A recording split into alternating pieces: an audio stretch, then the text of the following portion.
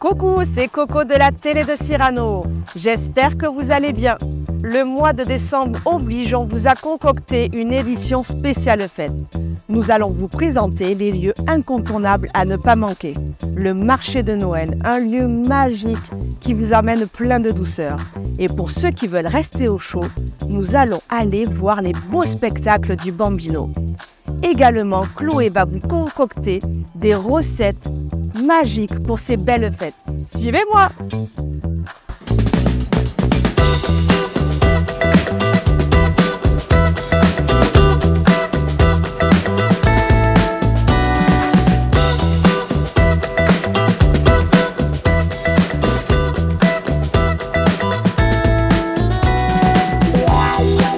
L'actualité du mois est bien évidemment le marché de Noël, un lieu incontournable à Bergerac qui se situe place Gambetta.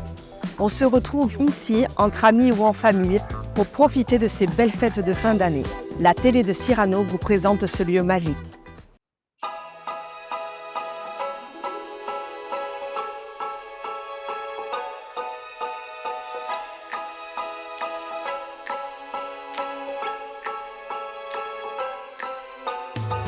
Ce marché de Noël, il a une histoire.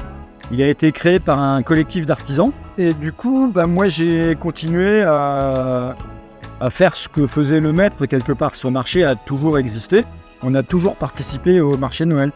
Parce que ça a toujours été un collectif d'artisans, artisans périgourdins, donc, qui travaillent sur le local. Et c'est l'intérêt, et c'est pour ça qu'on continue à faire ce marché de Noël.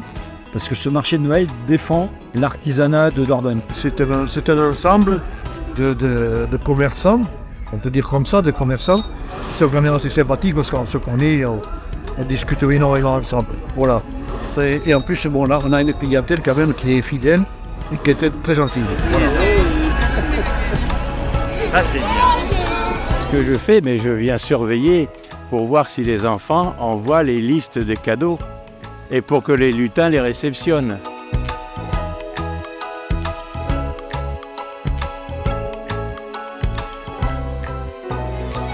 C'est un rendez-vous avec les Bergeracois qui veulent faire plaisir à leur famille ou à leurs amis.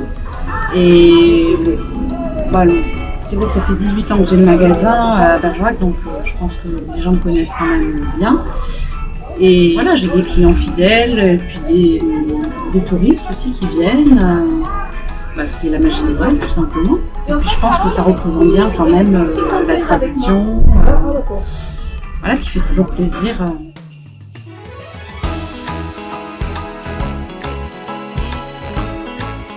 bon moment de convivialité, entre amis, entre copines d'ailleurs, avec un bon vin chaud. Voilà, et puis de la lumière, de la musique, du monde, tout ce qu'il faut pour être heureux avant les fêtes de Noël. Voilà.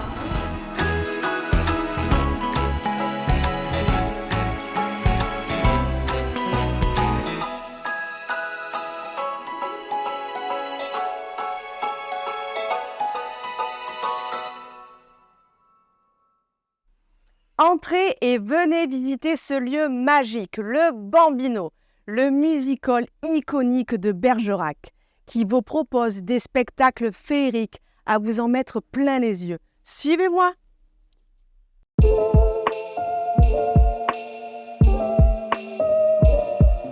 Bonjour, je m'appelle Cyril Lapart, je suis le directeur du cabaret-théâtre Le Bambino, qui est situé rue Neuve d'Argenson, en plein cœur du centre-ville de Bergerac.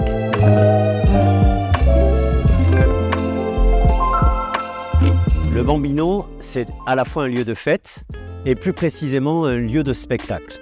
On y fait du cabaret, on y présente des spectacles de cabaret, ça c'est mon cœur de métier, et aussi d'autres événements culturels, alors des concerts de rock, des pièces de théâtre, de la musique classique en prévision sur l'année 2024, et puis des soirées placées plutôt sous le signe de la fête, comme nos afters dansants.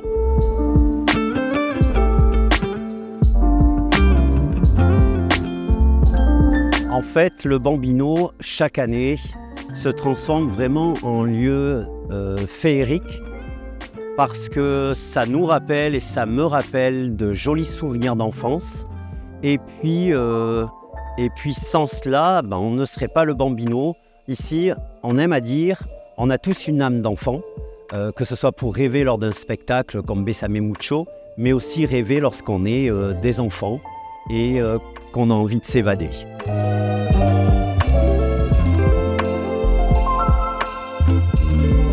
Certains disent on n'a pas l'habitude d'aller dans des cabarets, c'est pas trop ma tasse de thé. Et puis finalement, dans un spectacle de cabaret, c'est ça la richesse aussi du musical, c'est qu'on touche tous les domaines possibles dans le domaine de la musique. Et puis chacun y trouve son compte, y trouve sa place et passe un bon moment. Alors, retrouvez toute l'équipe du Bambino, les artistes vous attendent. On est situé au 109 rue Neuve d'Argenson, c'est en face du cinéma de Bergerac. C'est une toute petite porte pour découvrir et atterrir dans une très grande salle.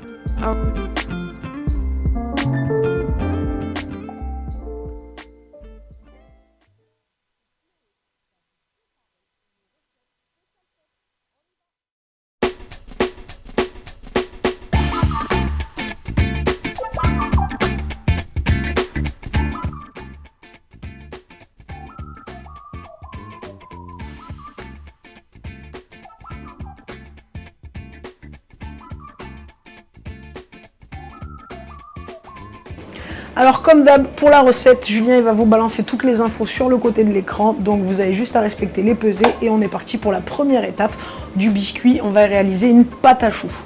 Donc pour la pâte à choux, on va mélanger le lait avec le beurre. Hop, on va se mettre tout ça à fondre tranquillement. Une fois que notre mélange est bien fondu, comme ceci, on va venir y ajouter la farine d'un coup. Hop, on va mélanger ça énergiquement. Et on va venir faire sécher notre pâte sur le feu moyen pendant environ 1 minute. Hop, c'est parti. On repart sur la plaque. Une fois que c'est prêt, on va balancer cette préparation directement dans le batteur. Si vous n'avez pas de batteur, au saladier, avec un fouet électrique. Et si vous n'en avez pas non plus, à la main, ça fonctionne avec un petit peu d'huile de coude.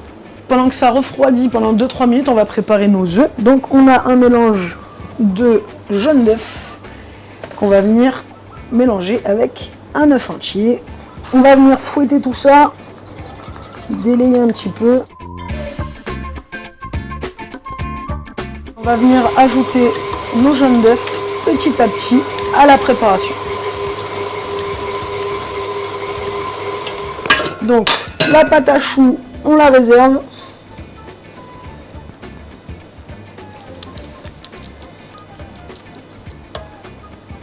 Et on envoie ça au frigo. Deuxième étape du biscuit, on va venir préparer une petite meringue.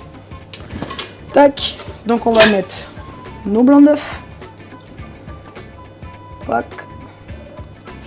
On va venir ajouter notre sucre en 3 fois. Donc hop, on en met un petit peu au début.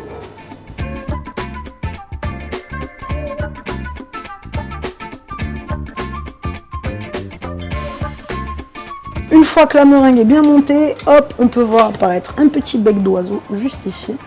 Donc c'est parfait. Donc là on envoie la meringue.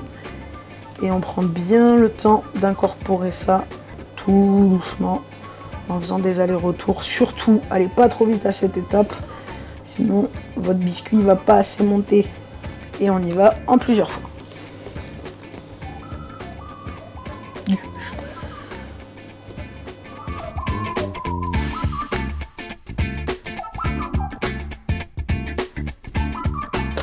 Et là, on va venir étaler notre préparation sur la plaque. Moment ultra satisfaisant.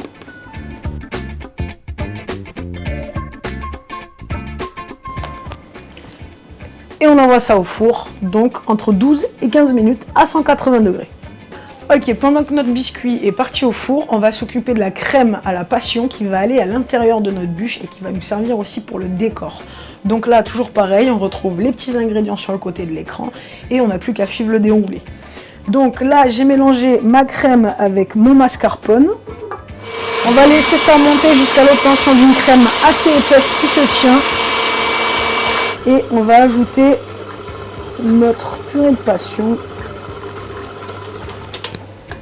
Hop, et on obtient